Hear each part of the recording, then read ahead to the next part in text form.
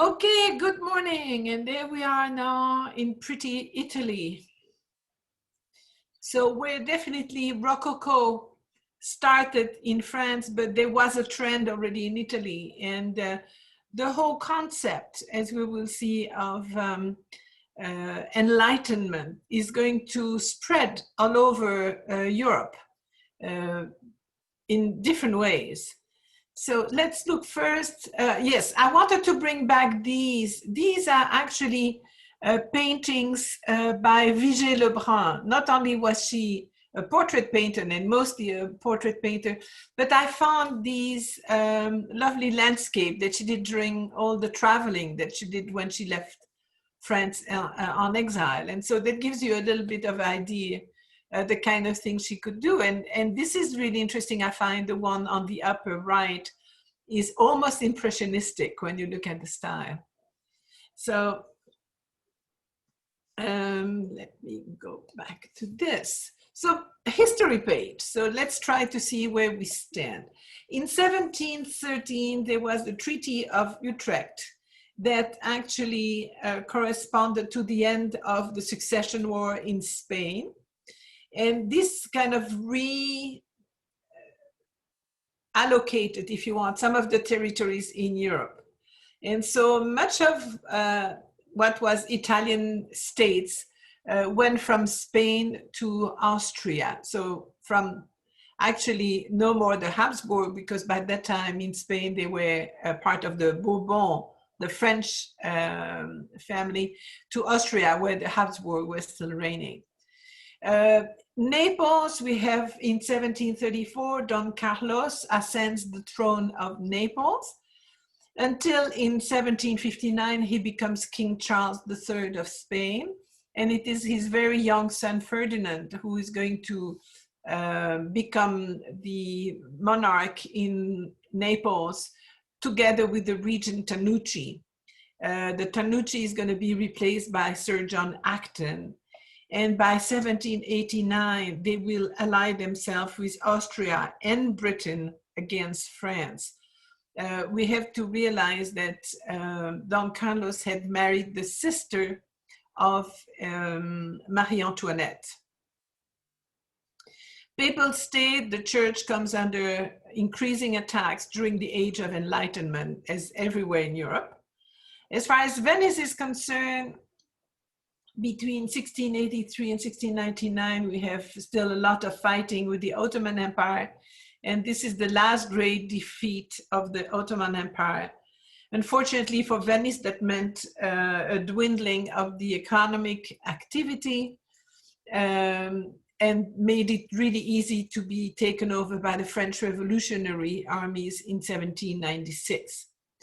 Savoy, so that Savoy is that green part over there. In 1713, Savoy receives Sicily. And Victor, who is the head of Savoy, is both King and Duke of Savoy. In 1720, Sicily is exchanged for Sardinia, that you see here also in green. And that becomes at that time the kingdom that includes Savoy, Piedmont, Aosta Valley, Nice, Onelia, and Sardinia. Between 1792 and 1815, Savoy is overrun by French revolutionaries. And of course, following the revolutionaries are the troops of Napoleon. And by 1860, Savoy will be annexed by France, which is still part of it. And its ruler, Victor Emmanuel II, will become the King of Italy in 1861, when all the states that make Italy are going to get together to form the new Kingdom of Italy. Just a little refresher page. So the equivalent of the Enlightenment, or le siècle des Lumières in France, is in Italy called the Illuminismo. Two major, I should say, three major figures are Cesare Beccaria, who, just as Voltaire, Diderot, and others did in France, appealed to reason to an understanding of the state as a form of contract. This is, of course, greatly influenced by Locke, as a form of contract, and above all, to the principle of the greatest happiness for the greatest number. Wow, beautiful concept. First, to advocate also the beneficial influence of education in lessening crime. And this was the first time, by the way, this was addressed in Europe. And so he wrote a book on crimes and punishments in 1764.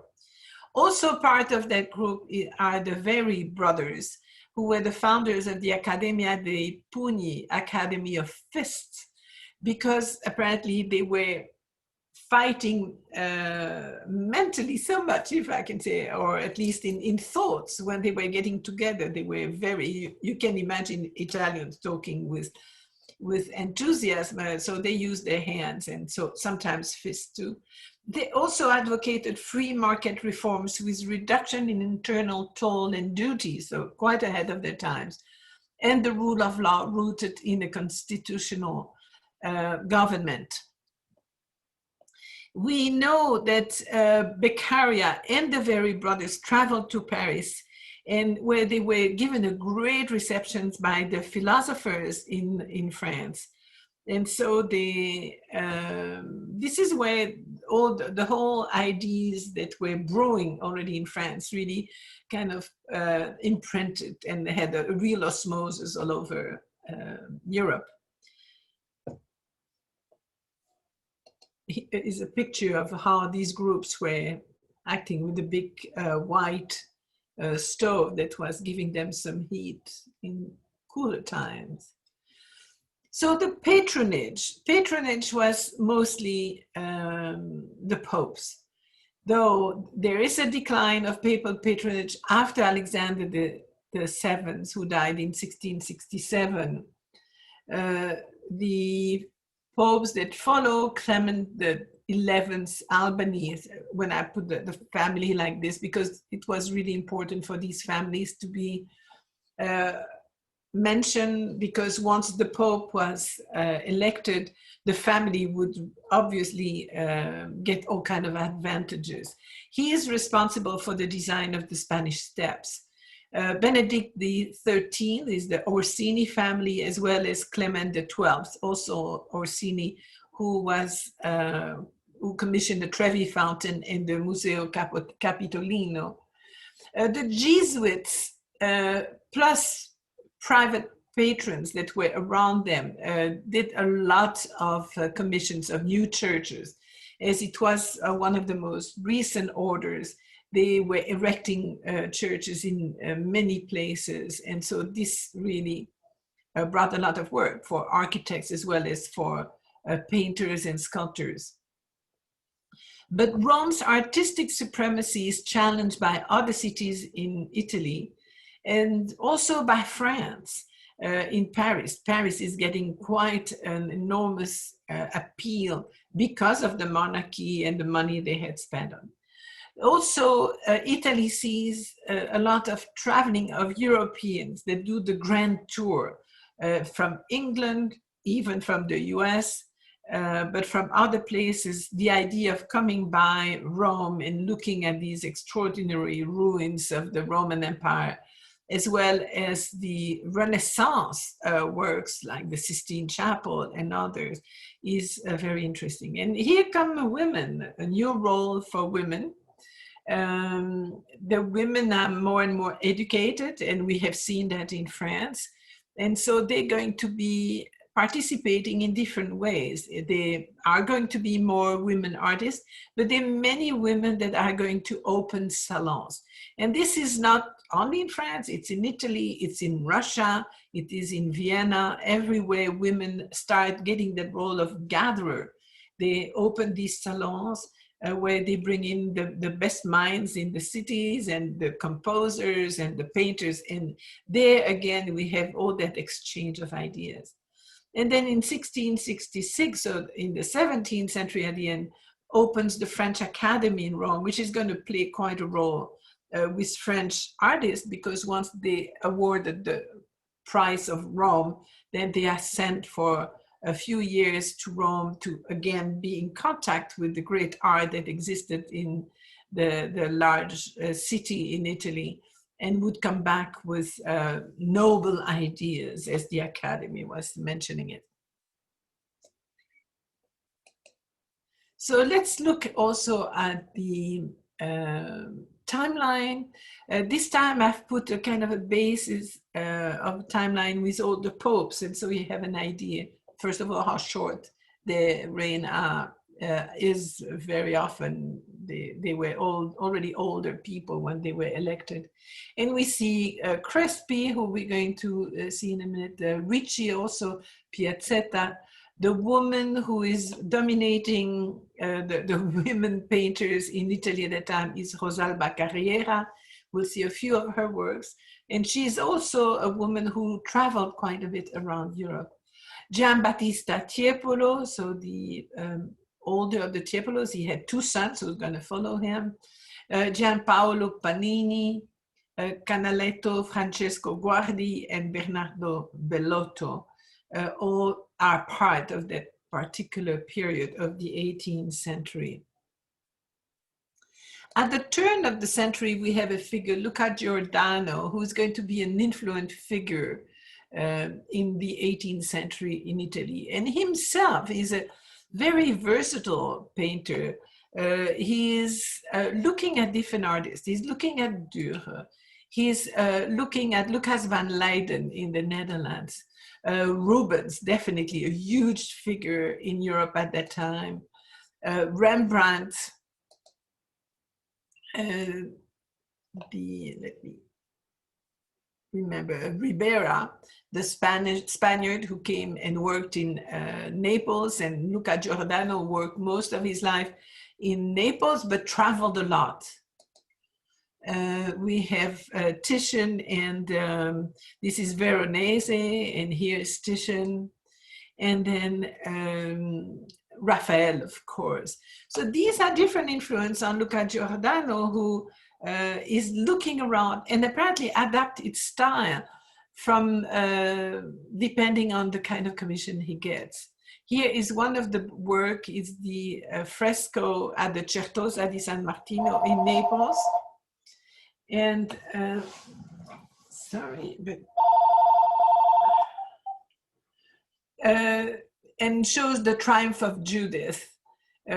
It's really the continuation of these incredible ceilings, frescoed ceilings that you find all over in Italy.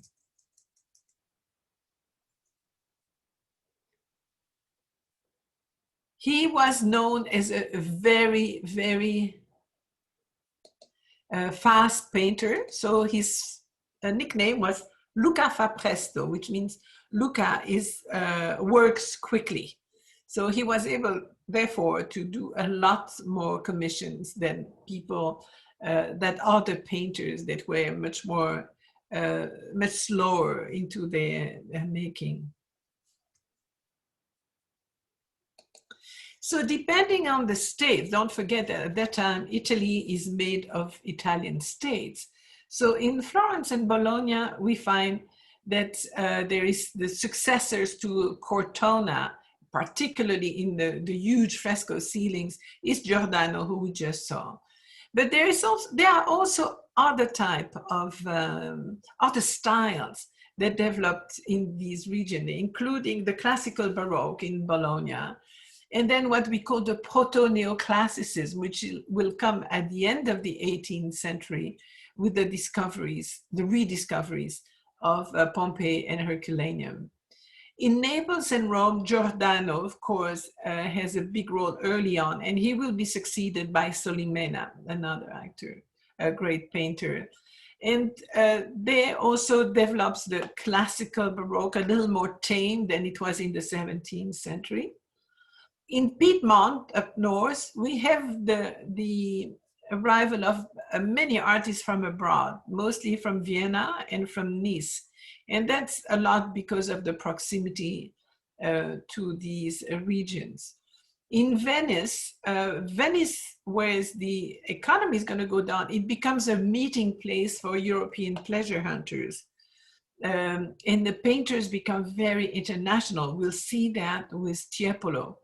But there is also, they're going to spread their own influence in other places. For example, we have Sebastiano and Marco Ricci, who are going to sell a lot of paintings to the north.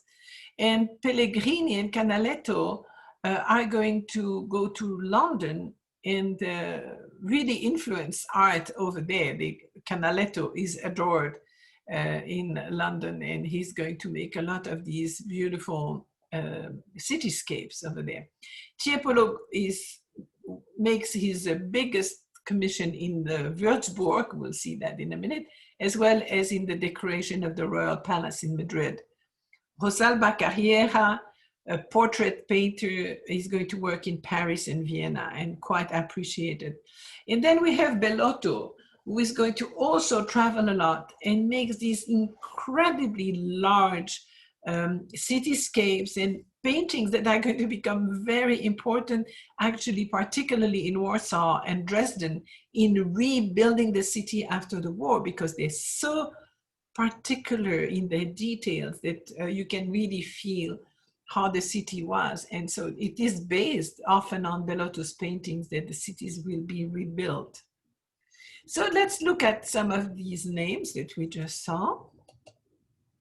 Giuseppe Crespi, who was born in 1665 and dies in 1747. He comes from Bologna, and he's called Lo Spagnolo, which is quite interesting. So as if he was Spanish, but it's also, he has a very different styles. He had reacted against the academic tradition and specialized in genre subjects. He actually, we believe, because his paintings are so exact in perspective and in details, that he probably have used a camera obscura. He was also an outstanding portrait painter and a great teacher, and he will be the teacher to Piazzetta and Pietro Longhi. Here you see that very beautiful bookshelves that really gives you, you want to reach and take one of these old books.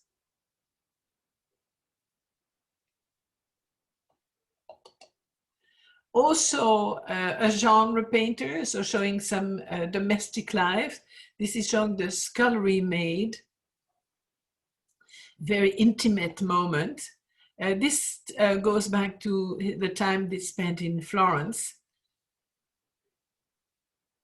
and definitely shows a knowledge of Flemish paintings that were, as I mentioned again and again, they were collected by Italian people who really appreciated them. I think I really like the way the light hits the back of the woman as well as the edge of the pots that are hanging. This is really a recall of Teniers in the Netherlands, in Belgium, and then Vermeer, of course, in the Netherlands.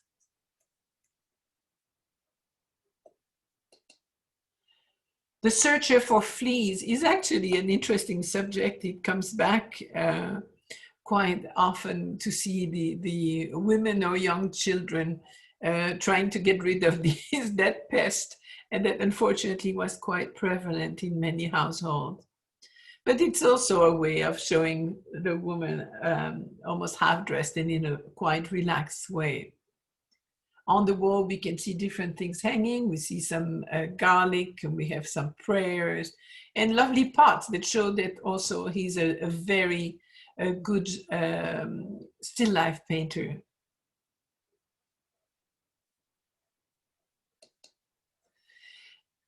Another name, Sebastiano Ricci, born in the Veneto in 1659. He settled in Venice in 1717 and worked in numerous Italian cities, Bologna, Rome, Modena, Florence, and Parma, before going to Vienna, where he worked in the Schönbrunn Palace, and we'll see that later.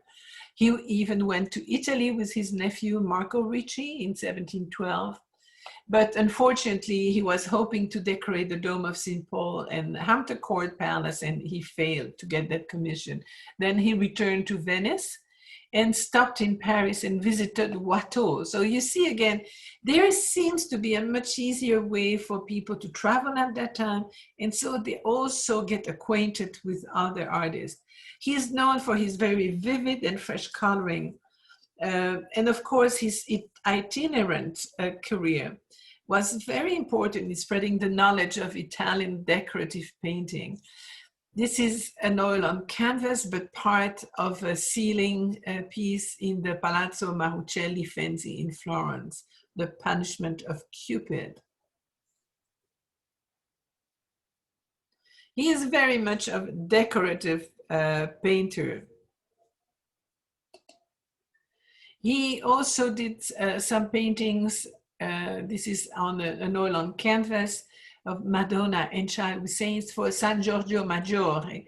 For those of you that have been to Venice, this is the beautiful church off on an island just across from Piazza San Marco, with a beautiful campanile in which you can go up and have a great view back on Venice itself.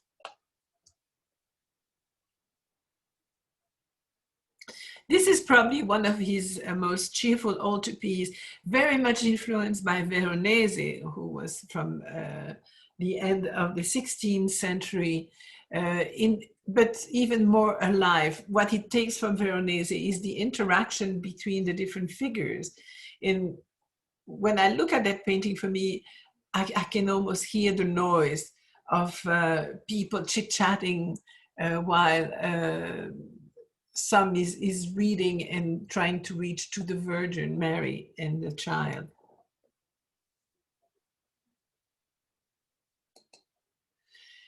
Another of these painters, we mentioned him, he was a student of Ricci, Giovanni Battista Piazzetta, also a Venetian painter, studied under Crespi.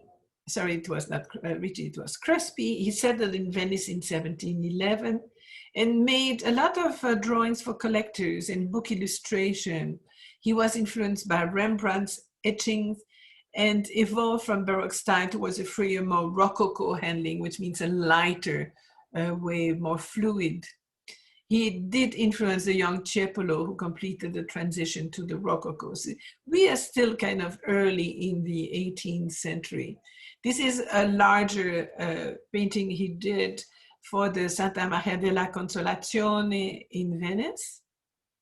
Again, we have that strong diagonal, but that very light and ethereal view almost of Saint Philip of Neri, who is also one of these mystic figures of the 16th century, praying to the Virgin and Child.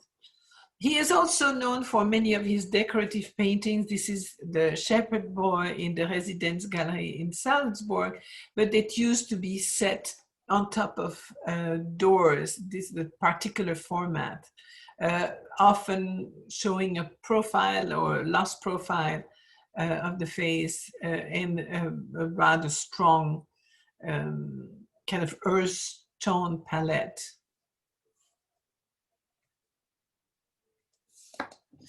Rosalba Carriera is very different, and one of the reasons why she's so different, she works almost uniquely in pastel.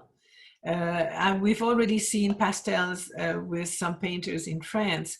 But as I mentioned at that time, pastel, which is a very different medium than oil painting at that time, keeps an incredible, has a quality of permanence of colors. Because it's not diluted in a binder in any way. The pigment color stays very well. The only thing is you can't touch it because it stays on your finger if you do. And if you want to spray it with something that's going to fix it, typically it has an impact on the colors. As many women, she also was specialized in miniatures. This had become kind of the lot of women to make miniatures, and they can be extraordinary, but of course, more limited to the number of people that could see it, so less impact. She had her first trip to Paris in 1721, then returned to Venice, visited Modena, Parma, and Vienna. Unfortunately for her, towards the end of her life, she lost her eyesight, and a few years later died in the Veneto at the age of 84, quite remarkable age. Here is a self-portrait of her as a winter. She did a series of the 4 seasons, but she was a remarkable portraitist and really appreciated wherever she wanted. People wanted to have their portrait made by Rosalba. Here is the Cardinal Melchior de Polignac, a Frenchman, and you can see the vibrant colors that the pastel works. Also, something about pastel is you don't use a brush for pastel, you use that kind of a crayon, but very often they would use their fingers in softening the contours and mixing the colors. So it's a very human approach in a sense. She was also known for what is called the flattery, these titillating paintings showing young ladies, as at that time was considered close to pornographic scenes, though very pretty. Here is an allegory of Flora, but it's of course just an excuse for men to have a painting of a half-nude young lady in his library, as we know. In France, Diderot called these flatteries, so it's flattering the subject, showing somebody very pretty, so it's an idealization of the representation.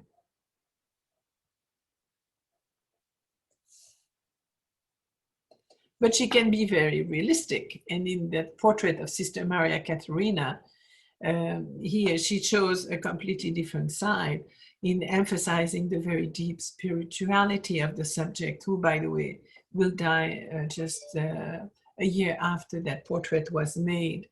And there, I think she's almost close to El Greco in that kind of realism, but also deep emotionalism that she shows there. Definitely the main figure in Italy in the 18th century is going to be Giambattista Tiepolo, who was born in Venice from a family of painters in 1696. He trained with Lazzarini, but was formed by Ricci's, Piazzetta's, and Veronese's work. He was received in the Guild in 1717 and married the sister of Guardi, who we will see soon, in 1719. They had 10 children, and 2 of them, Gian Domenico and Lorenzo, will become his assistant, and very, very close assistant. He did a lot of work with them because he had great commissions and works with frescoes. You cannot do things by yourself. You really need people around. And after his death, they're going to go on, though the style will be by that time passé. The first great commission is the Archbishop's Palace in Udine that was completed in 1728, sorry. He then goes to northern Italy, and in 1728, and one of the great frescoes, and we'll see it, is the Palazzo Labia in Venice, that took about 22 years. In 1750, then once it's over, he's called to Würzburg in southern Germany to decorate the Kaisersaal in the residence. This is an extraordinary making, and we'll see that not only the great invention of Tiepolo is there, but also the quality of his works makes it so appealing. He will become in 1755 the first president of the Venetian Academy, and will be called to Madrid between 1761 to 65 to decorate the new royal palace. In 1767, he does 7 altarpieces for one of the summer residence of the King of Spain in Aranjuez. but will face then Mengs, who is that German painter who had come to Italy and then was called to Spain, who is really the promoter of the new neoclassical style. And he will die in 1770 in Madrid. He was already in his 60s by the time he arrived in Madrid, so well-aged man, if we can say.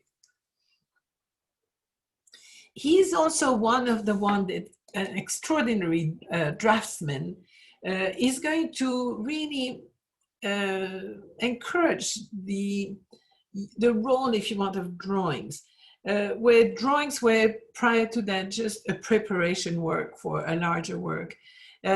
His drawings become a purpose in themselves. And so people are going to start buying drawings. And Tiepolo's drawings are particularly appreciated by collectors. He had a very typical technique in his drawing. So he would work on a paper, but to make it unabsorbent, they were sized. And then he would start with a light underdrawing in grayish graphite or black chalk. Then once he had the main lines, he would draw over with the pen, typically a quill, with bister ink made of wood and soot. And then brush with the same ink and sometimes strengthen the pen line. Also, we find some dark blobs of dark wash, and you can see for the deep shadows. And then he would lay on a wash, but never more than 2 tones. And I think his drawings are sensational. No surprise that they would sell just for themselves. This is the fantasy on the death of the great Neo-Stoic philosopher Seneca.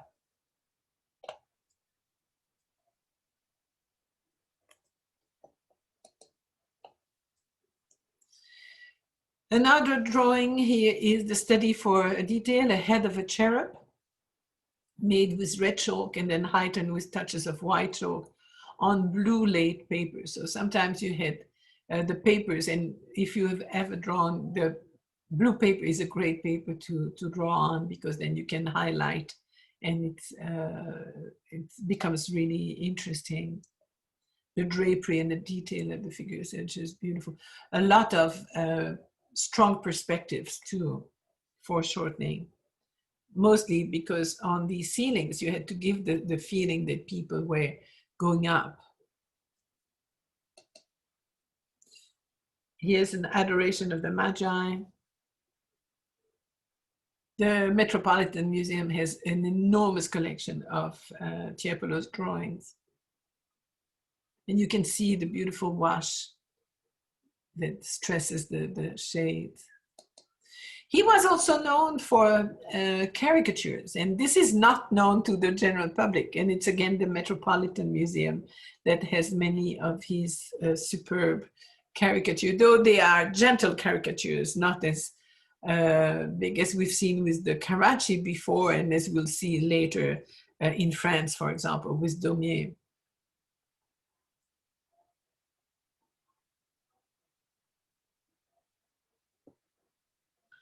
He is known to have created about 300 caricatures.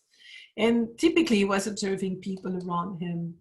This is a seated man with a book and a cane. Just a few lines.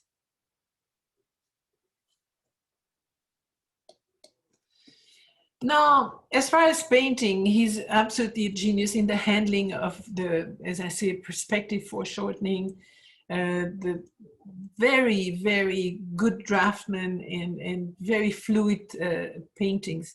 Here is the Vision of Saint Clement.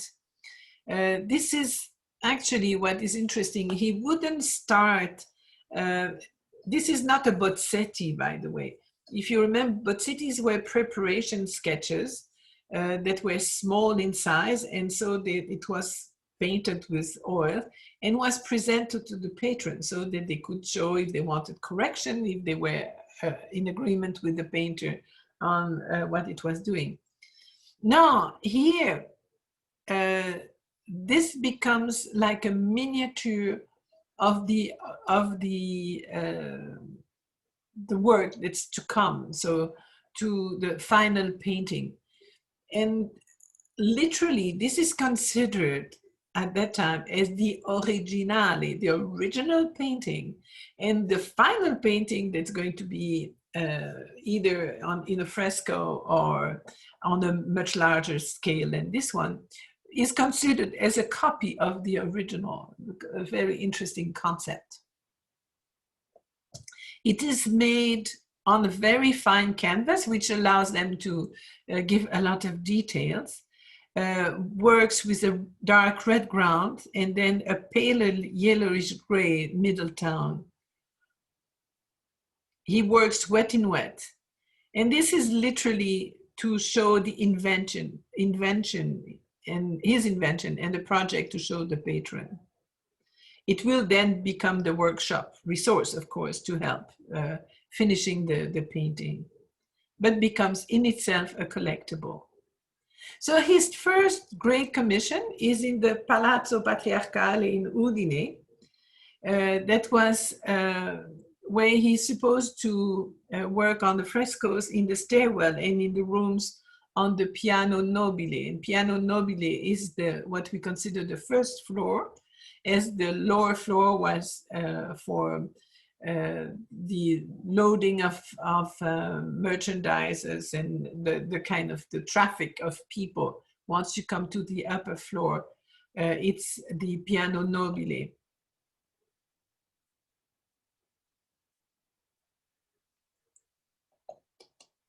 And here's some of the works. The central ceiling painting depicts the sacrifice of Isaac. And we have that big shaft of light that comes from the midst of the clouds there. The angel just arriving on time to save the life of Isaac. Very spectacular happening, but again, do appreciate that you are under the painting, and he really gives you that sense of perspective.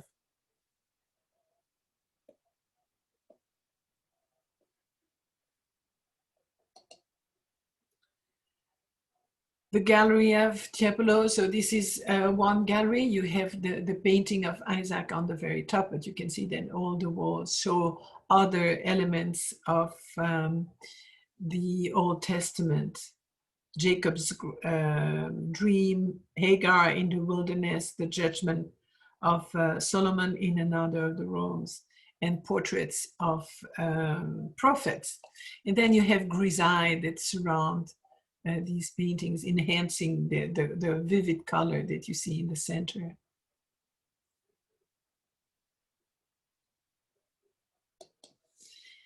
His next big commission is the Palazzo Labia in Venice. And this is probably one of the most important commissions in the 1740s. The Labia family were of Spanish origin and had just joined the Venetian patriciate. So what we find with the program of the frescoes is really a reflection of the family great desire to make a great impression on society in Venice at that time. You had to go through steps to be admitted by the old aristocracy in Venice. And this really helped. This an interesting palace because one of the rare instances where you have actually 3 facades that are accessible with just that palace. This one is on the Campo San Jeremia, I'm still in Spain, Campo San Jeremia. And this one is at the corner of the Grand Canal and the Cannaregio Canal. So you have literally 3 facades that are visible. And what is extraordinary is that particular room,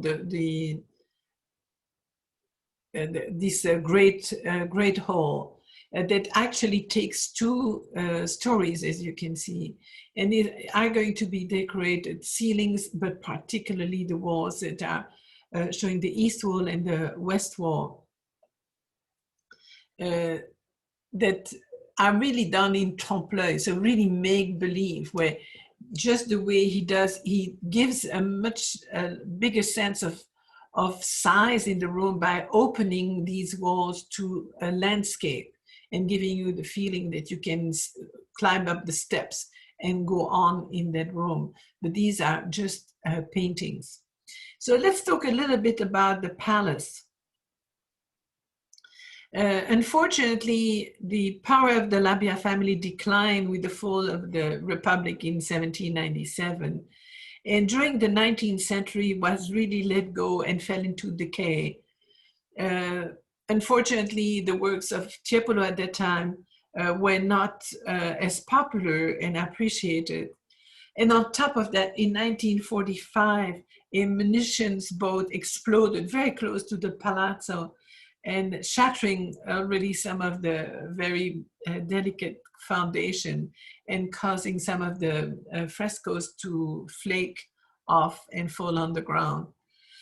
In 1948, the palazzo was acquired by a new owner, and this is the really interesting side, Don Carlos de Bestegui, Charles de Bestegui in French, who was a French-born heir to a Franco-Mexican fortune, who began an intensive restoration.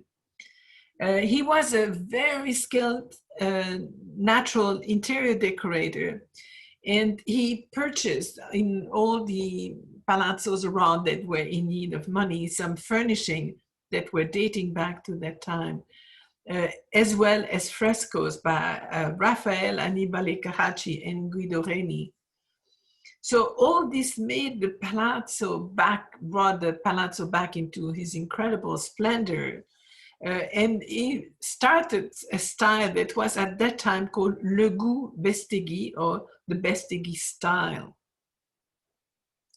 So let's look a little bit at the very beautiful frescoes that are decorating the walls.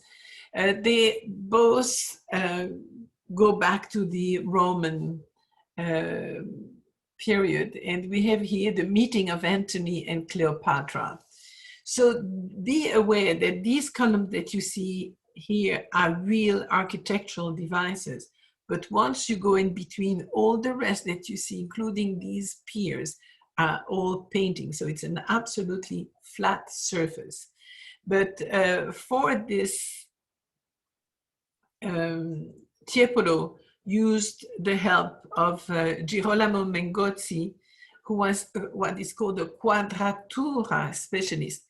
Quadratura being the framing of the paintings. In this case, it would be these piers, a beautiful Corinthian tops here, and all the details around. These are the quadratura specialists.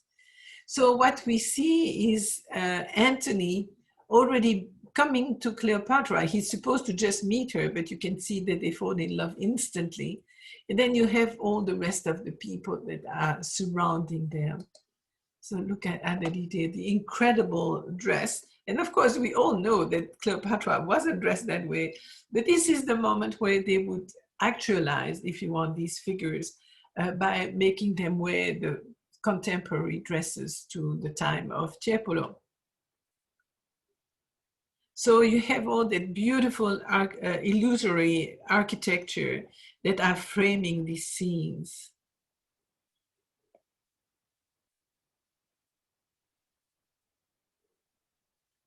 The movement are very real, just the way that Antony is moving forward. And if you look at his fingers, he's showing actually the entrance of the palace, which would be an interesting prospect for people looking at the painting that show, okay, this is the way you enter here. Across from there is the banquet. And in the banquet, we see Cleopatra dissolving a priceless pearl in a goblet of wine. And this actually represents the Labia's position in the Venetian society, where the Maria Labia identified herself with Cleopatra, with her great wealth and jewel collection. she was also able to afford dissolving a pearl in that fashion if she wanted to. Many people believe, though, that Cleopatra was actually modeled after Maria Labia, the lady of the house.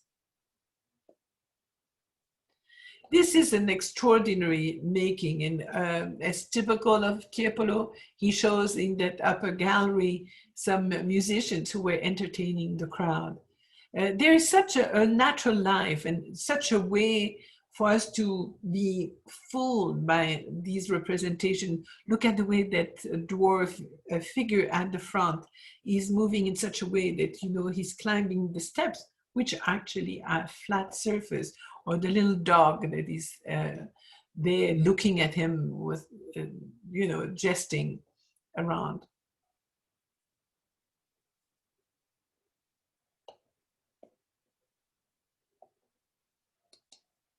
And here is a view of the musician, and you can see some of the instruments that were usual in these venues.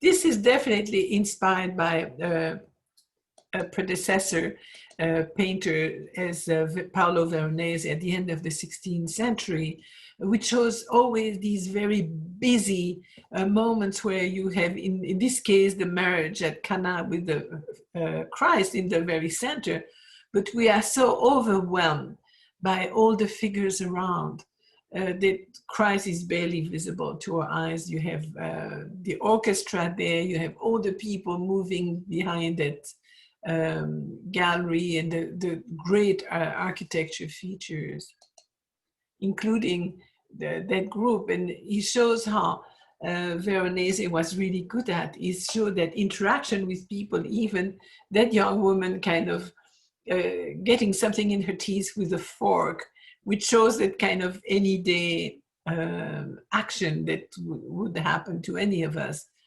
But is really reproduced by Tiepolo in his fabulous frescoes.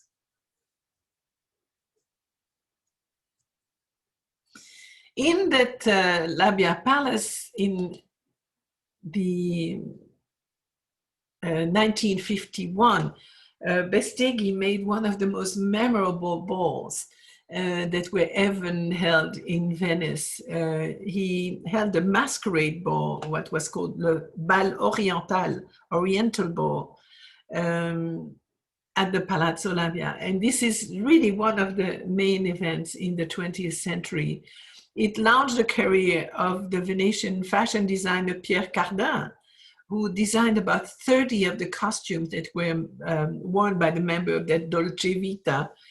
Also attending were Christian Dior, Salvatore Dali. Sir Cecil Beaton was the photographer of that ball. And we have Orson Welles that is here, actually. You can see him in this photograph. And all of the most important figures in Europe, the most flamboyant, were there.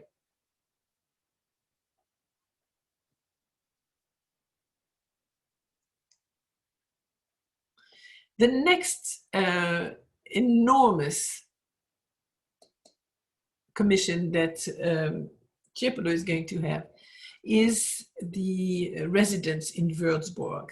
Würzburg is not very far from Nuremberg, and but it's the very large, recently built palace at the time that Tiepolo was commissioned for doing this, and the huge residence of the Prince Bishop Karl Philipp von Greifenschau. So he was supposed to fresco the large dining room known as the Kaisersaal or Imperial Hall. And we'll see that because the bishop was so pleased, then he was asked to go on with the famous staircase. Here are some front and back facades of the residence built by Balthasar Neumann, who was at that time the greatest architect in that region. Did a lot of works in Munich also. a very classical Baroque rendering with a lot of symmetry and balance and rhythm. Huge, huge building. And here is the design for the central section. And this is where we have the Treppenhaus. So here we have the staircase that's going to go in the back. But you have to go through the Weißer Saal, the white room in the very center to access that place. And this is what I wanted to show you. There's actually going to be a discrepancy in the numbers because I changed it recently. You already had received it. This is the White Hall. So this is the way you enter in the residence. And this is really interesting because it's an all monochromatic room with a whole program of stucco, very Rococo in style. This was done by Antonio Bossi. The white stucco works on a slightly light gray background. And so you have a whole, you know what we talked about, the rocaille in the Rococo early on. This is very much all these very organic shapes, foliage and animals and so on that are interacting. But once you go through that and you access the famous staircase, it's such a stark contrast. Here's the first, let's say, detail. So you can see there are some classical figures and little cupids and then lots of foliage.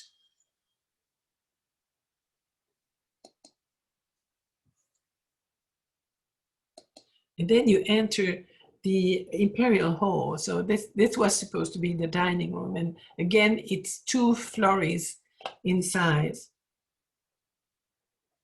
And of course, the difference between the White Hall and this is just incredible because the architecture itself is taking advantage of these very high colored marble column, a lot of gilding also, sculptures, big chandeliers hanging, and then the frescoes that in the back showing the marriage of here, the marriage of the Emperor Frederick Barbarossa to Beatrice of Burgundy. So very Baroque, almost features all around, but then a lighter program by Tiepolo.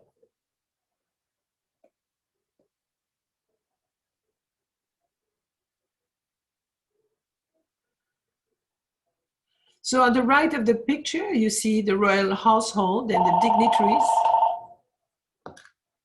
Sorry, this is election time. You have all the dignitaries that are gathered while the father of the bride, the Count Renald of Burgundy, is kneeling on the steps to the left of the altar, accompanied by 2 page boys. So you see him here on the left.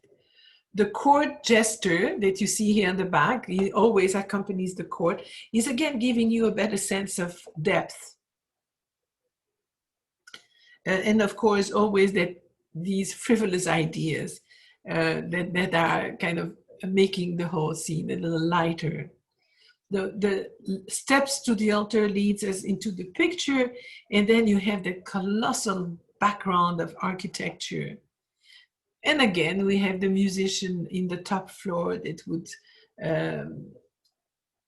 just make people enjoy the day. When this program was finished, the Prince Bishop was so pleased that he invited Tiepolo to fresco the ceiling of the stairwell. And I'm at this time going to take a little break because this is a very large program and you might have some questions. So I'm going to ask you to unmute yourself. I have one chat and I'm going to find out what it is. And I give you 7 to 10 minutes. Okay, the camera obscura, we will talk in a minute, Cynthia. It's a a device that was used already in the 17th century, and we'll go through the whole process once we talk about canaletto. So please do unmute yourself, give me questions, your impression on what it was and how incredible when you think of these people up on scaffolding and doing all that program. I think it's always astonishing, particularly with the scale. I love how they always put that detail of the musicians in there. Yes, me too, but also I love the jester. Look at that perspective of the jester here at the front with his staff, and you have little animals, and they do such a way that you're completely fooled. You don't know where the decoration starts or the architecture starts and the rest. It's quite interesting. Really fascinating. But you know, the musical instruments to me are beautiful in themselves. Oh, very much. Then you see them and it sets the scene. You know, you can sort of feel the music coming over across the. You know, you can almost hear it. Yes. I think all these scenes with Tiepolo, he gives you such a sense of atmosphere that you can almost hear the buzz in your ears of what's happening. So how they would get that curtain to drape like that. I mean, it's incredible. It's incredible. So you have, of course, the gilding that you see there, that is architectural. But then he makes it blend with the architecture. So the return, if you want, of this is, by that time, is painting. So, wait, but the curtain itself is paint, right? Yeah, yeah. And then the bracket above it is what is real. Yes. Okay. Yeah. And that's the same thing in the Labia Palace. Is you really have to concentrate. If you're not close, you can't see what is architecture and what is painting. It's such an incredibly smart way of doing things, and we'll see more of it in some of the later work that he did. Genius, really, genius. Oh, very genius. And Tiepolo was the big master at that time for these type of programs. Interested in the leg hanging out up on the left. Pardon? The leg, it's a body of somebody up on the wall while the service is going on. It's very interesting. Yes. Just above the candlestick, if you see it, it just... Here. Oh, is that an angel? Right. No, what you see is this is a crucifix. Next to the candlestick, you see the Christ. Yeah. So you see, it's so realistic. That's what is incredible. It really picks up on all the details. So imagine him preparing that originale, you know, that reduction painting of the what is going to become the final work. Just that whole creative process to me is fascinating.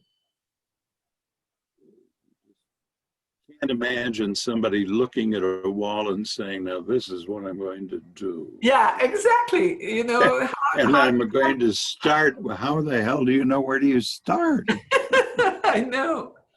And that's, you know, that makes the difference between these great it's incredible, really. artists. Yeah. So look at the whole. No, sorry. Let me go back to. Room is just breathtaking.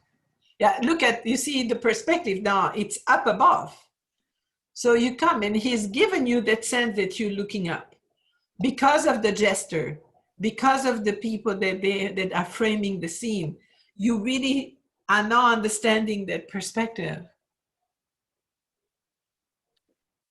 Again, it's just conceiving it. Look at how beautiful it all fits in. Yeah. Beautifully. And that's really worth the detour. If you go to southern Germany, do go by the Würzburg. What would he receive in pay Can you give us an idea? Very difficult. I might be able to find that, but you see, the value of money is really difficult to. I assume he was doing pretty well because he survived, but none of these guys, with the exception of Rubens, let's say, really died rich. Rubens was an amazing guy because he was also a good administrator. I think Titian did pretty well too in the 16th century. But people like, and we'll see that with Michelangelo, for example, but he had to support his entire family. None of these guys were making decent money, so he had to work all his life and try to always pretend he was poor so that they wouldn't really dry him up. But it's very rare to see an artist that is successful in his lifetime and manages not to die poor. With all the light, how has it been saved? Extraordinary.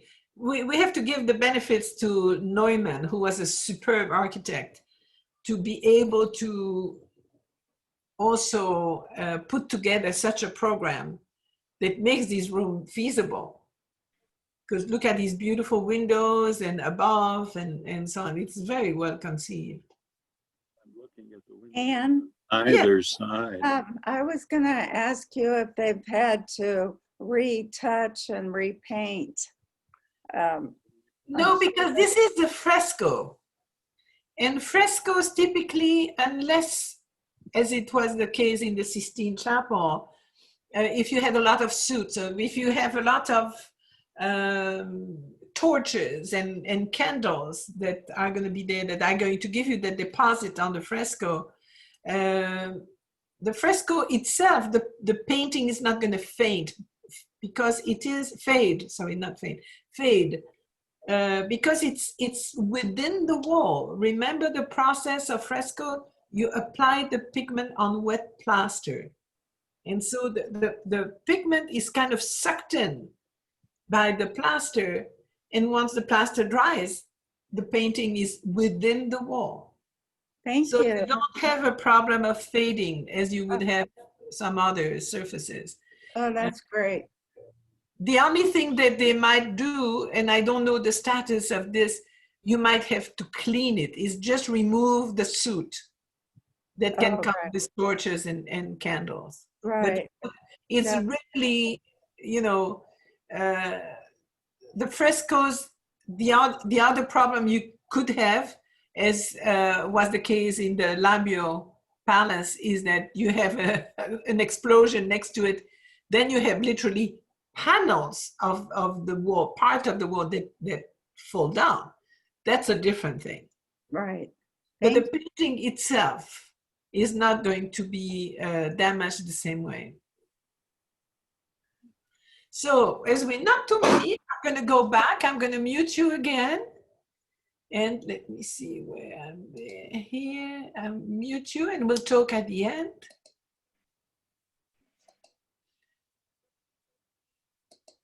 Okay, so moving on now from that beautiful room to the famous, first a little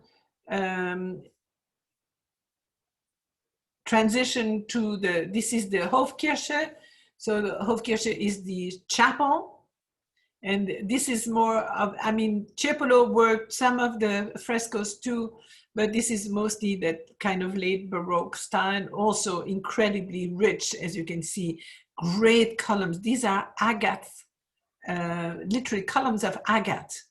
These incredible mix of colors.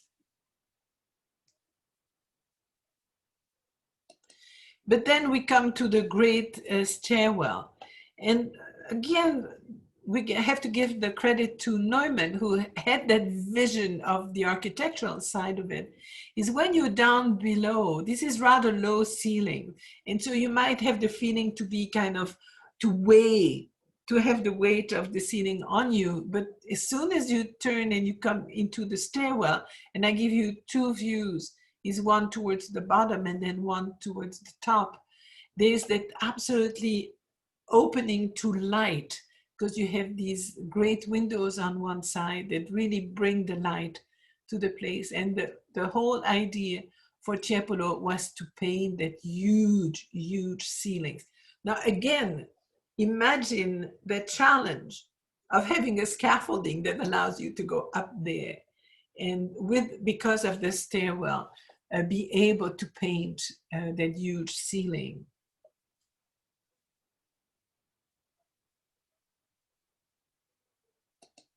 Here is a view also, and I show you some graphics there that give you an idea of the light and the way the light is going to work.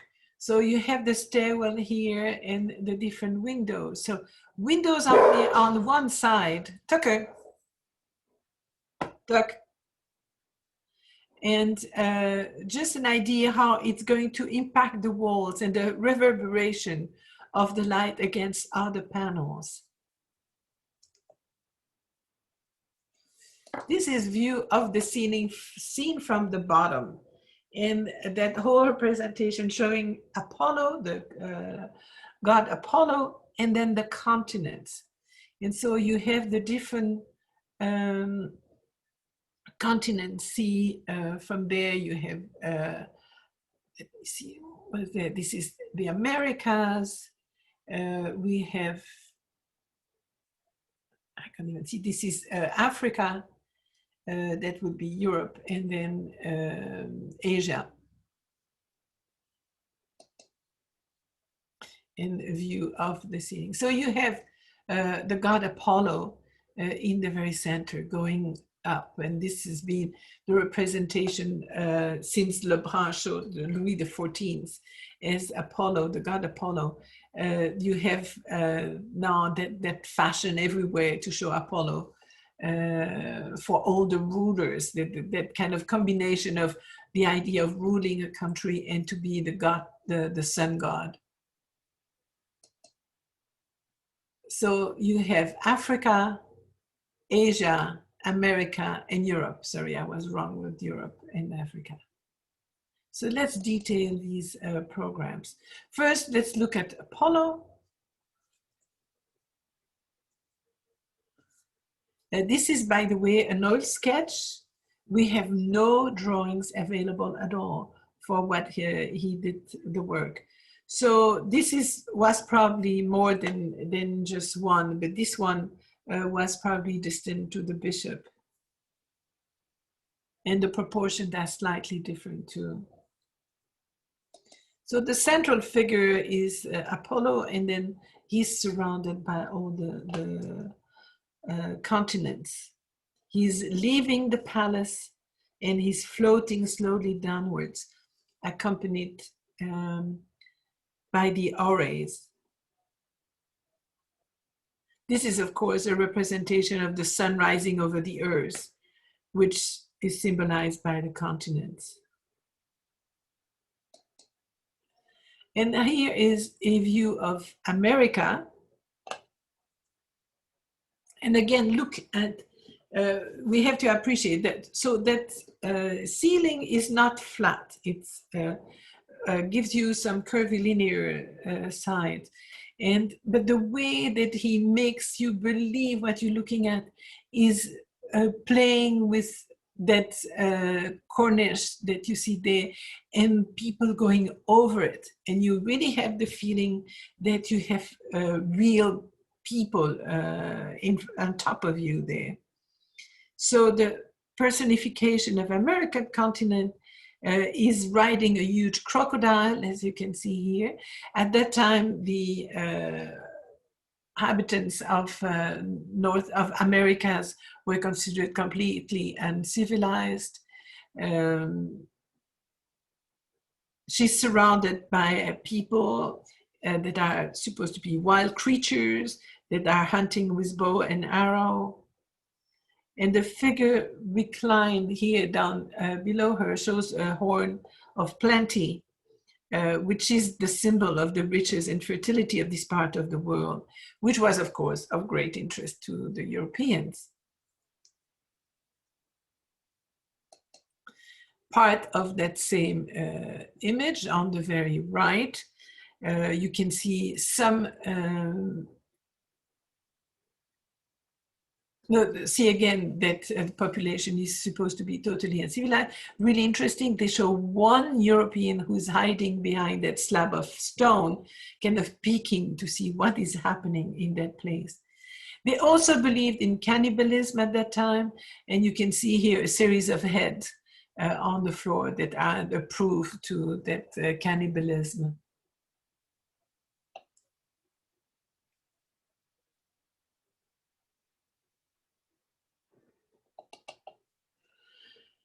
Africa on the left-hand side shows, again, it's the idea of the flourishing trade. Focus of that representation showing merchants that are occupied with their wares, stored in large bales and barrels, as you can see there. The monkey and the ostrich, again, that are on the other side of that cornice, give you that feeling that they're going to jump over to the floor. The dromedary also is considered as an animal characteristic of Africa. But they add that kind of playful action that we've seen before with Tiepolo. The main figure representing Africa is that black woman on top of the dromedary. And this is an interesting point, is that in the 17th century, Cesare Ripa, who had written a book that was giving all the symbolism of different allegories, considered the dromedary to be the symbol of Asia and the elephant being the symbol of Africa. In this case, Tiepolo is going to reverse that, and it's probably due to more experience of traveling that they had heard from some people. So the representation of Africa is receiving an incense burner, you can see here, from that traveler with an umbrella. Also beautiful tusks of ivory, and that symbolizes the goods and the riches of the continent. But altogether, what is interesting, they show it as being a much more civilized place than America. Asia, on the other hand, really appreciated for its past culture. We have an obelisk in the back there, which conceals a very complex and symbolic language. The female, of course, and at that time, don't forget, they had no idea of the meaning of these hieroglyphs. The female figure in the yellow coat there in front of the pyramid is probably the personification of princedom, and the old man with the hat behind the hieroglyph, there seems to be a sage. The symbol of the snake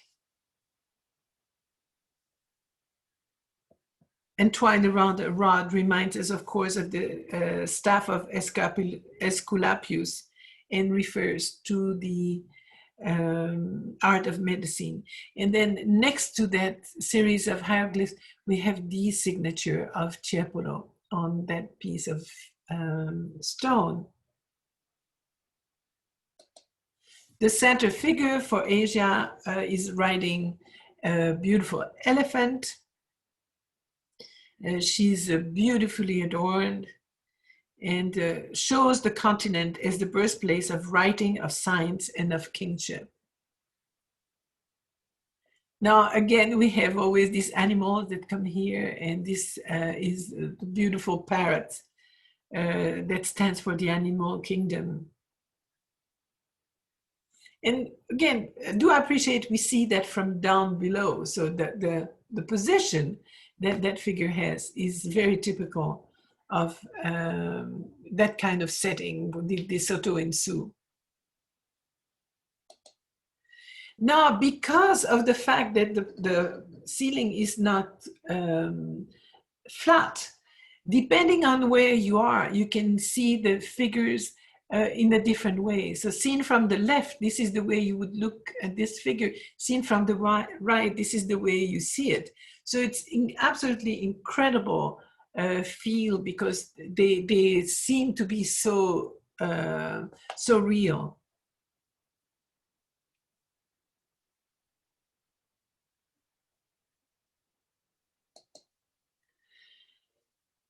Europe is a very busy place, as you can see.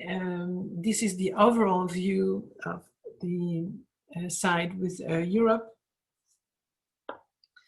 And we also have to appreciate the fact that the figures, and this is due to the distance, don't have much expression, which you couldn't read from the distance.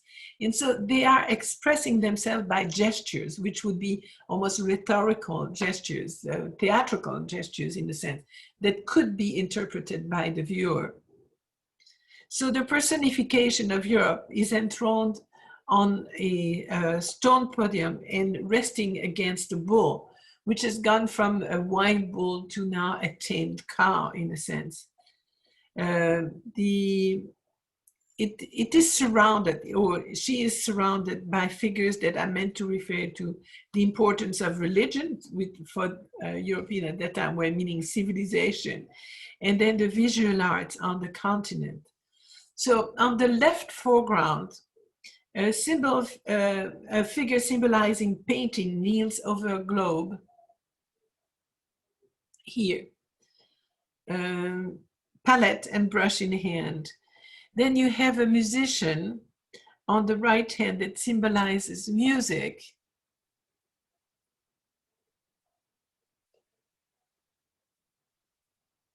The man facing the viewer here is actually, probably was added later on, is Balthasar Neumann, the architect who designed the residence.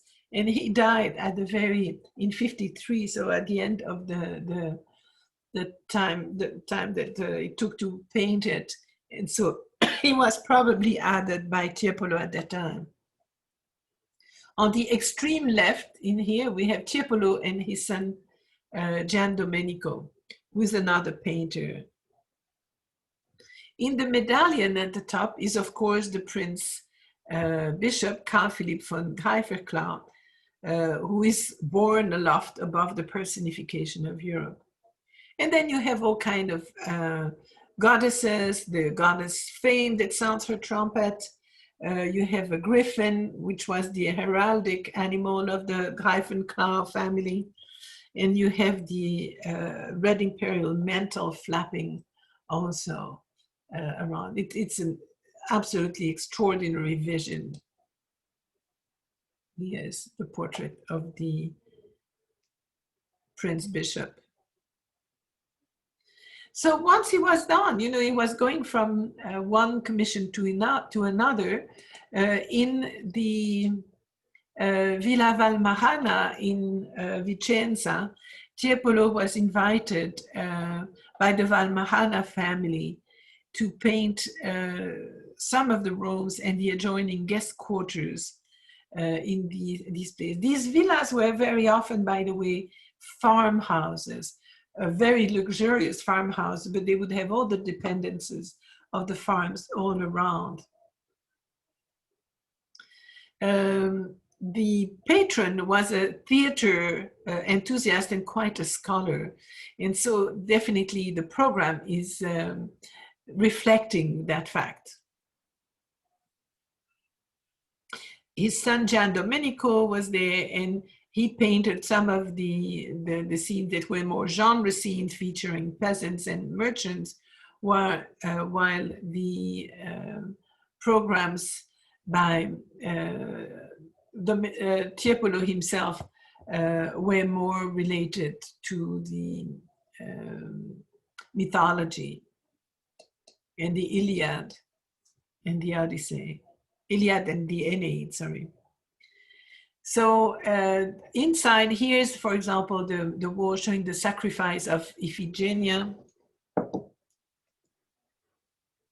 Of course, it's part of the legend when the Achaean fleet was preparing to go to war against Troy, and they were amassed in Aulis. At that time, Agamemnon, who was the leader of the exhibition, killed a deer in a grove sacred to the goddess Artemis, and she was very angry.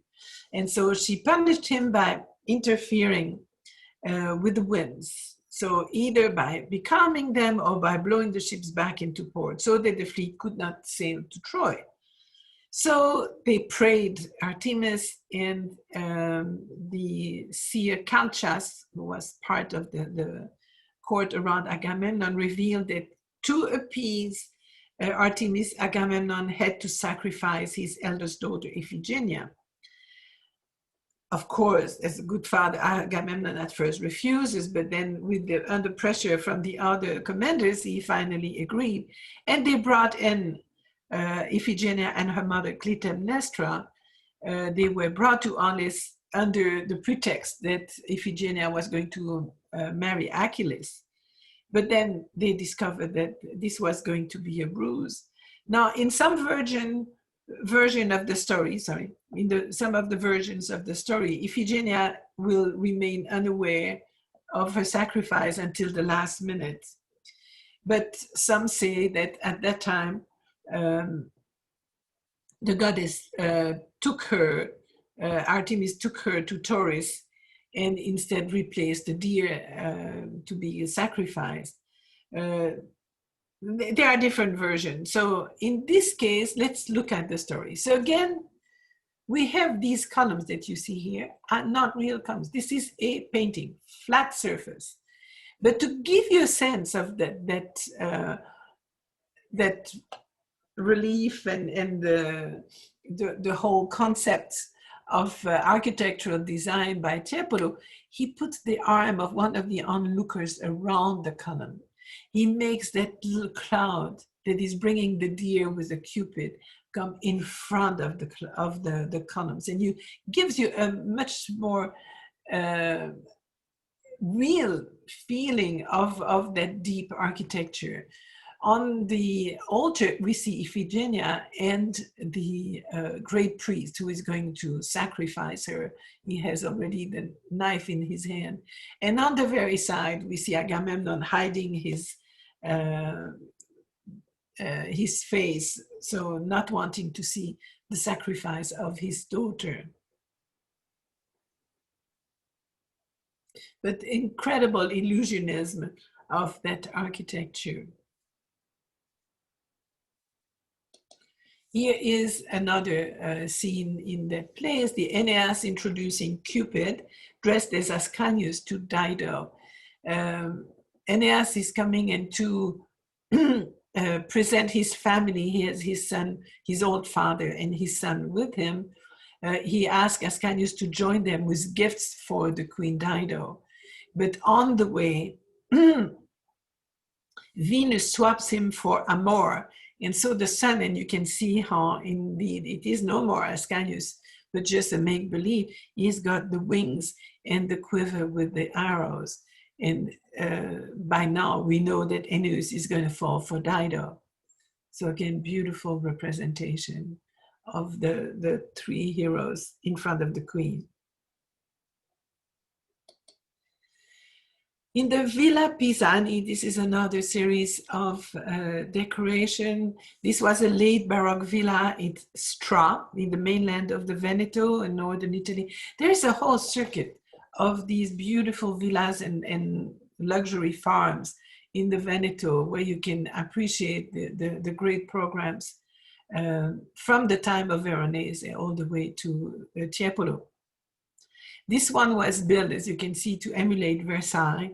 Has beautiful canal in front of it, and people would just go on barges and enjoy the freshness of the water. But the stunning decoration is in there, the massive fresco ceiling by Tiepolo. That shows the apotheosis of the Pisani family. So this is again a trompe-l'oeil. Opening into, you have a feeling that you have a big blue sky on top of you. You have two sections that the portrayal of the family, the Pisani family, and then various allegorical figures in the lower portion, and the continents on the other side. Here you have the detail of the Pisani family here, all the children and the wives, and all, you can see that we are seeing them from down below.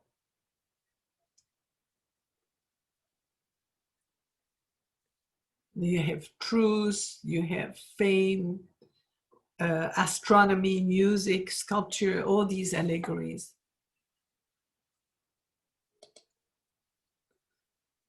And so this is a detail of the continents. We have again Americas, and we would have Asia and Africa and Europe. The final great commission received by Tiepolo, and he's, as I said already, at that time, he's in his 60s, is to go and decorate the new palace in Madrid. The old palace that was dating back to the time of the Moor, the Alcazar, had burned down in the early 1700s. And so the king called on an Italian architect, Giovara, to come and design the new palace. This is very typical of that period, a rather massive, very still influenced by the Baroque period. Giovara came, designed it, and died. And so it is his successor, Zacchetti, who is going to, will supervise the building of the palace. And inside there is a whole series. It is all, of course, apotheosis of the Spanish monarchy this time. Definitely Tiepolo at that time goes back to the different works he did. And this is kind of a summary of it, though it's an absolutely beautiful achievement. Again, great feeling of elevation, elevating the height of that room, which is already pretty large. So glorification of the Spanish nation, because of course, as we know at that time, Spain had conquered the New World, so very large territories.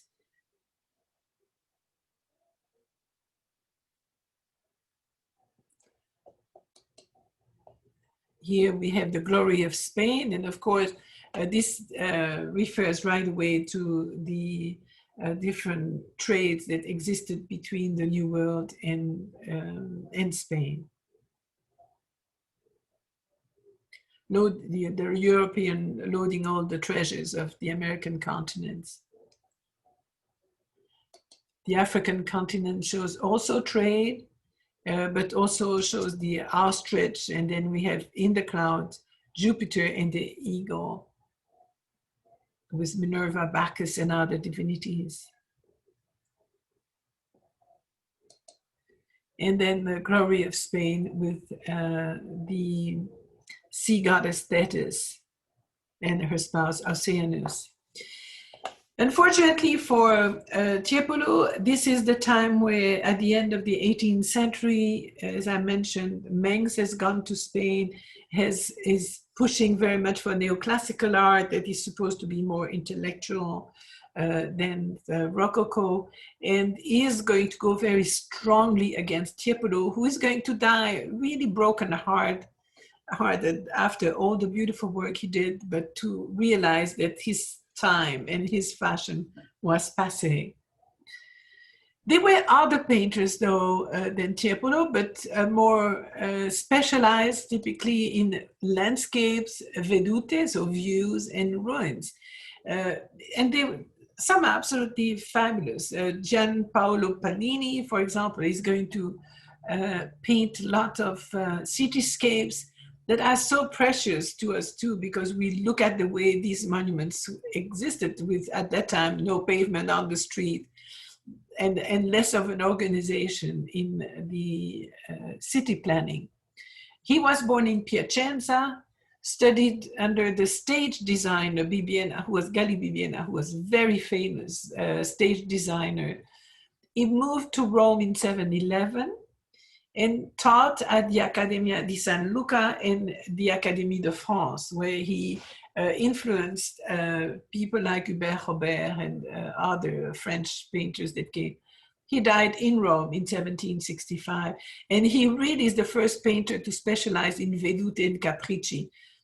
He was a great influence on Piranesi, who we will see next time, and on Canaletto. He made an enormous amount of views of Rome and then other places where he traveled, but he's really the one that started that whole fashion. He is very known for some particular paintings that are, to me, wonderful. They exist, by the way, in puzzles. So imagine you make a puzzle with that. This is a view of the Roma Antica, and where he really goes back. This is the Pantheon, and he shows all kind of different monuments, the Colosseum, some small churches, the Rotunda, the outside of the Pantheon, some of the triumphal arches and sarcophagi, all kind of scenes. Great sculptural groups like the Laocoon. We had the Dying Gaul, the Farnese, Hercules. And so this is absolutely wonderful. And these were typically commissioned by great people of the time. This is commissioned by the Duc de Choiseul, who was the French ambassador to the Vatican, and who is depicted himself sitting down and looking at some of these works. This is another of his great painting collection of the picture gallery with the views of modern Rome. And now we're seeing the architecture of the 16, 17, and the 18th century with the Moses by Michelangelo and other buildings that were erected during that time. Another one also interesting is the Gallery of Art of the Cardinal Gonzaga. This one you can see if you go to Hartford, it's in the museum over there. Really interesting because, of course, quite exaggerated. There's no way that his gallery would be that large compared to the figure, but this was a typical setting that it would be to just make it look even greater. And this is just a series of all popes' portraits and others, and some that we know. It's absolutely treasure for art historian that can identify all these very known paintings. And then you have the little view of the little child with his tutor probably and showing some of the books. And then you have, this is a portrait by Titian. This is a Raphael and other of these Rubens. These are all these engravings that were circulating and making art known all over Europe. One of the biggest names of these Vedute maker is Canaletto, of course. He was born in Venice, is Zuane Antonio Canal, son of a scenery painter. He was born in 1697, trained with his father, and began his career as a theatrical scene painter.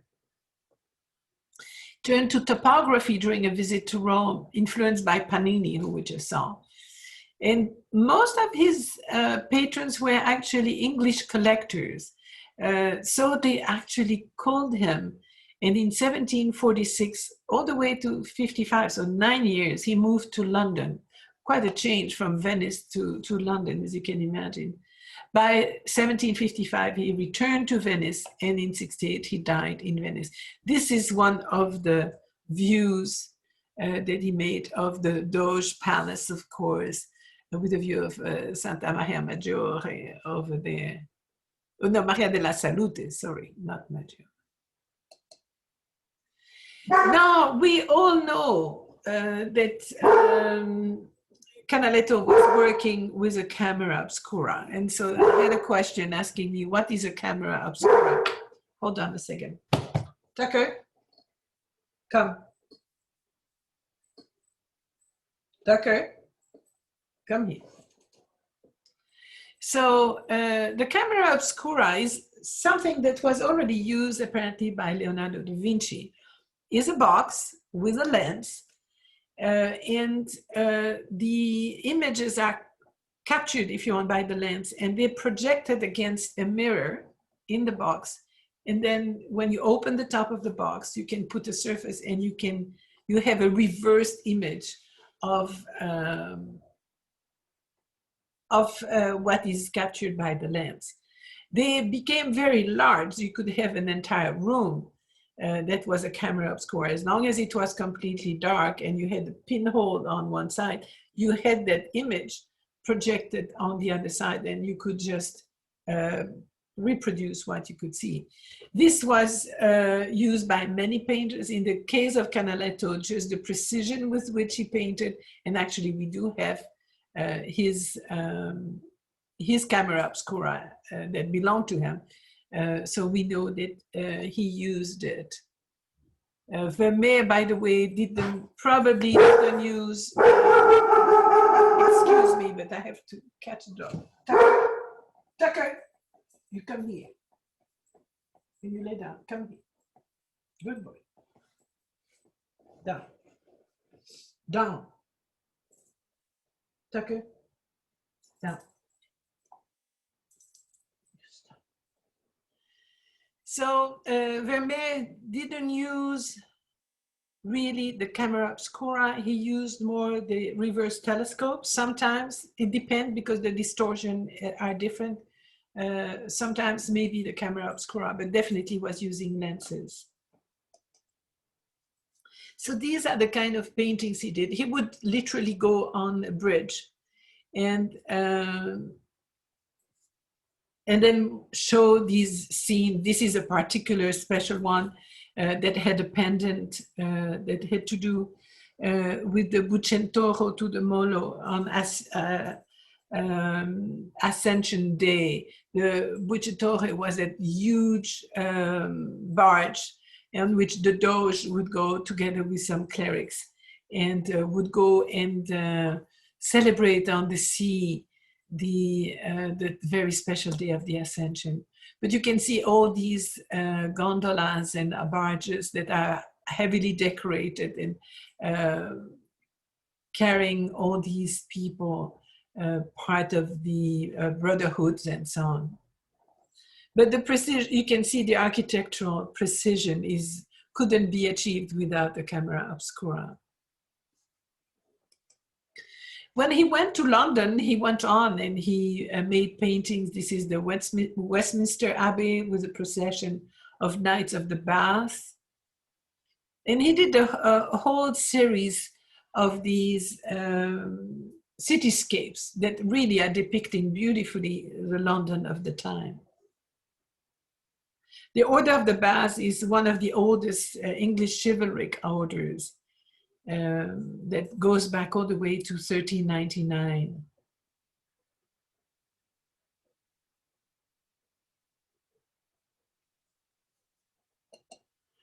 Then back to Venice, then this is a very familiar Piazza San Marco, showing the Campanile as well as the Basilica. And as all his works are very, still quite successful, but are rather dry because it is so precise. Very different is the work of Francesco Guardi that is contemporary with Canaletto, but who shows a much more subjective way his favorite city, which was Venice. And this is the Rialto Bridge with the Palazzo dei Camerlenghi. This is not shown as accurate, accurately exact, but you have a sense of the transparency of the colors, a little more moisture in the air, which is typical of Venice, by the way. And this is, he did also what you call capricci. So capriccio with Venetian motifs, which is more kind of an invention, definitely inspired by some of the neighborhoods in Venice.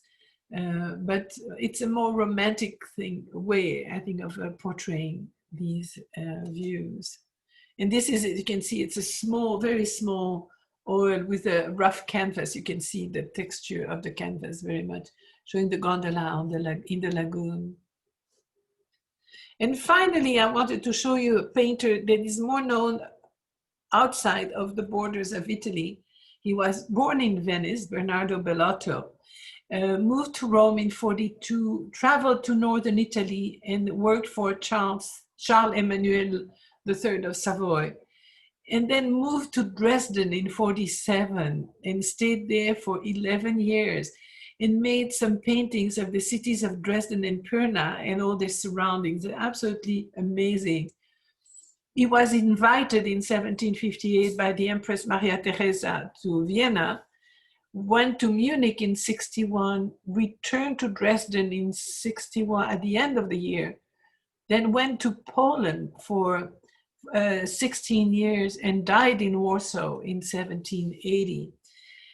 His paintings, and that's, as I mentioned earlier, are going to be extremely interesting, particularly after the Second World War, where there's so much destruction, where they're going to be used to rebuild a part of the cities. And I'm going to show you that rather fast, but they're absolutely beautiful. Some of them are the Getty Center, as you can see. This is a view of the Grand Canal with the Santa Maria della Salute and the Dogana.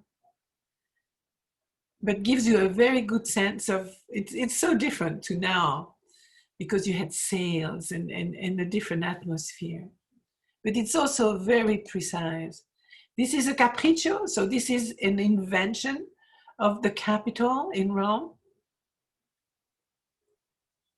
where you have typically, and this is going to be influential on Piranesi, who we will see next time, is how to show you the bad condition many of these old buildings were, with vegetation growing into the stones, which is going to finally make them fall. But then large painting. This is the election of Stanislas Augustus in Warsaw. Big event, as you can imagine. And then these views. This is the right bank of the Elba, sorry for the typo, of the Elba River. Even the scaffolding is represented, which I think is wonderful. This is in Dresden, by the way. The view of Pirna. The view of Warsaw from Praga. And quite a bit of life around on the shores.